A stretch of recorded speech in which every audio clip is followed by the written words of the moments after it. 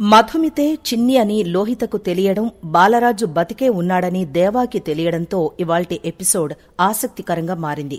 బాలరాజు చిన్ని కావేరి కోసం తెలుసుకోవడానికి చిన్ని ఫోటో పట్టుకుని వెతుకుతున్న రౌడీల దగ్గరకు వెళతాడు. ముఖానికి టవల్ చుట్టుకుని రౌడీలను చితక్కొట్టి చిన్ని కోసం ఎందుకు వెతుకుతున్నారు అని అడుగుతాడు.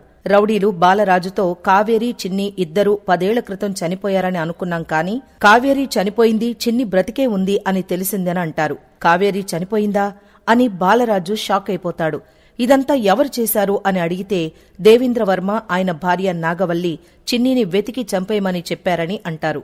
బాలరాజు వారితో ఆ దేవేంద్రవర్మకు, ఆయన భార్యకు చెప్పండి, చిన్ని కోసం చిన్ని తండ్రి బాలరాజు బతికే ఉన్నాడని, చిన్నికే రక్షణ కవచంలా ఉన్నాడని చెప్పండి. చిన్ని కోసం వెతికించినా, చిన్ని జోలికొచ్చినా ఆ దేవేంద్రను, వాడి పెళ్లాన్ని చంపేస్తానని చెప్పండి అని వార్నింగ్ ఇస్తాడు. బాలరాజు కింద కూలబడి, వెళ్ళిపోయావా కావేరి, నన్ను చిన్నిని వదిలేసి వెళ్ళిపోయావా అని ఏడుస్తాడు. ఇంతకాలం మీ ఇద్దరూ ఎక్కడో చోట ఉంటారని అనుకున్నాను, కాని ఇప్పుడు నువ్వు లేవని తెలిసింది. చిన్ని ఎక్కడుందో తెలుసుకుంటా కావేరి, ఆ దుర్మార్గుడి నుంచి కాపాడి చిన్నిని గుండెల్లో పెట్టుకుని చూసుకుంటాను అని అనుకుంటాడు. మరోవైపు నాగవల్లి వాయినాలిస్తూ ఉంటుంది. తరువాత శ్రేయకు నెక్లెస్ వేసి పంతుల దగ్గర ఆశీర్వాదం తీసుకోమని అంటుంది. నాగవల్లి మహిని పిలిచి పంతుల దగ్గర ఆశీర్వాదం తీసుకోమని అంటాడు. మధుని కూడా మహి పిలుస్తాడు. మధు వెళుతుంది. పంతులు ఇద్దర్నీ శీఘ్రమేవ కళ్యాణ ప్రాప్తిరస్తు అని దీవిస్తాడు. నాగవల్లి, శ్రేయ ఇద్దరూ షాక్ అయిపోతారు. రౌడీలు దేవాకి కాల్ చేసి విషయం చెప్తారు. ఆ బాలరాజు బతికే ఉన్నాడు అని దేవా అరుస్తాడు.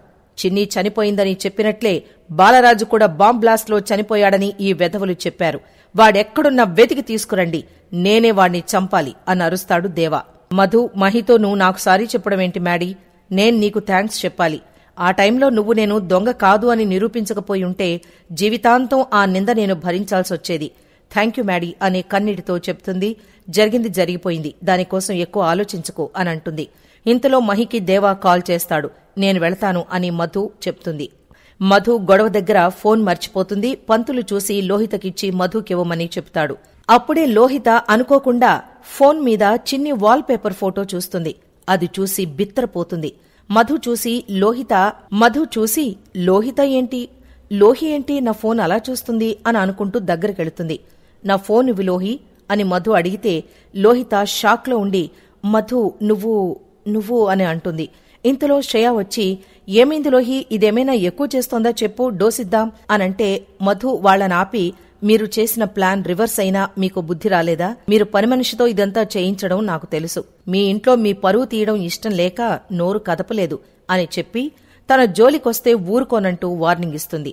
లోహిత మధుని చూసి ఇది చిన్నీనా, అప్పట్లాగే ఉంది అనుకుంటూ తెగ కంగారు పడుతుంది. లోహిత తలనొప్పిగా ఉందని చెప్పి బయలుదేరుతుంది. ఏమైంది లోహితకి సడన్ గా అని శ్రేయ అనుకుంటుంది. మరోవైపు మహి తాంబూలం తీసుకొచ్చి తన గదిలో చిన్ని ఫోటో దగ్గర పెట్టుకుంటాడు.